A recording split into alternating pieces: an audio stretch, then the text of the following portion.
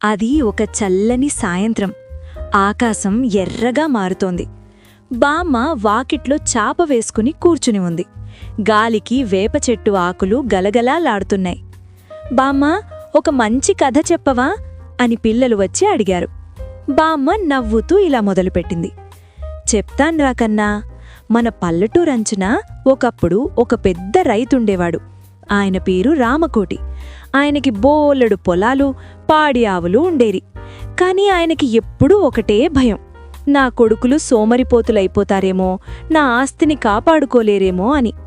ఒకరోజు ఆయన తన 2 కొడుకులను పిలిచి, ఒరేయ్, మన పొలంలో ఒకచోట బంగారు నిధి దాచి ఉంది.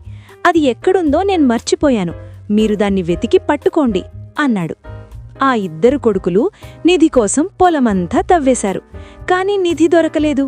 అప్పుడు పెద్ద కొడుకు విసుగ్గా, నాన్న అబద్ధం చెప్పారు అని ఇంటికి వెళ్ళిపోతుంటే దారిలో ఒక ముసలాయన కనిపించి ఒక చిన్న కథ చెప్పాడు.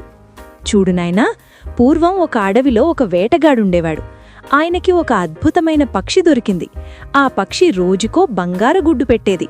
వేటగాడు ఆనందపడకుండా, దీని కడుపులో ఎన్ని గుడ్లున్నాయో అన్నీ ఒకేసారి తీసేసుకుంటే నేను లోకల్లోనే ధనవంతుణ్ణైపోతాను అని ఆశపడి పక్షి కడుపు కోసేశాడు.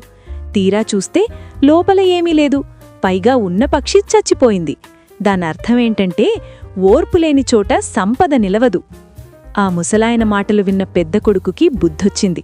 వాడు తమ్ముణ్ణి పిలిచి, రేయ్, ఎలాగో పొలమంతా తవ్వేశాం కదా, నిధి దొరకలేదు, సరే ఇప్పుడిందులో విత్తనాలు వేద్దాం అన్నాడు. ఆ ఏడాది వానలు బాగా పడి పంట పచ్చగా పండింది. ధాన్యం రాసులు చూస్తుంటే బంగారు కొండల్లా ఉన్నాయి.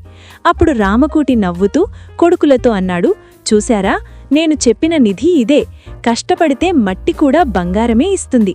ఇదే మీ అసలైన ఆస్తి అని. బామ్మ తల నిమురుతూ అంది, చూశావా కన్నా, కష్టపడకుండా దక్కేది ఏదీ శాశ్వతం కాదు. పనిని నమ్ముకున్నవాడు ఎప్పుడూ ఆకలితో ఉండడు. నీతి: శ్రమ నీ ఆయుధమైతే విజయం నీ బానిసవుతుంది. అత్యాశకు పోకుండా ఉన్నదాన్ని కష్టపడి వృద్ధి చేసుకోవడమే నిజమైన తెలివితేటలు.